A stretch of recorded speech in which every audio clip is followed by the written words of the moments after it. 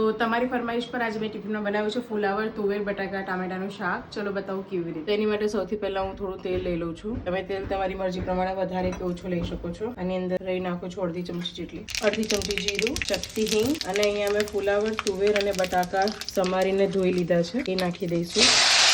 અડધી ચમચી જેટલી હળદર, અડધી ચમચી જેટલું મીઠું નાખીને મિક્સ કરી લઉં. હવે હું શાકની અંદર પાણી નથી નાખી રહી, શાકની ઉપર એક ડીશ મૂકું છું અને એની અંદર 1 ગ્લાસ જેટલું પાણી નાખું છું અને આવી રીતે જ આપણે એને ચડવા દેવાનું છે. શાક આપણું એકદમ ચડી ગયું છે. હવે અહીંયા હું 1 ટામેટું નાખી દઉં છું અને જોડે આપણે મસાલો કરી લઈએ. અહીંયા મેં અડધી ચમચી જેટલી ખાંડ નાખી છે. આપણે હળદર અને મીઠું નાખી ચૂક્યા છીએ, તો હવે અહીંયા સ્વાદ પ્રમાણે મરચું નાખવાનું છે, અડધી ચમચી જેટલું ધાણા જીરું, અને તમે ગરમ મસાલો, મેગી મસાલો યા કિચન કિંગ મસાલો કંઈ પણ જે તમને સેટ થાય નાખી શકો છો. બસ આપણું શાક રેડી છે. હવે આપણે એને 2-5 મિનિટ ખાલી મસાલો સેટ થાય, ચડી જાય ત્યાં સુધી જ આપણે એને ગેસ પર ઢાંકીને રાખવાનું છે. તો હવે આપણું શાક રેડી છે ટિફિનમાં ભરવા માટે.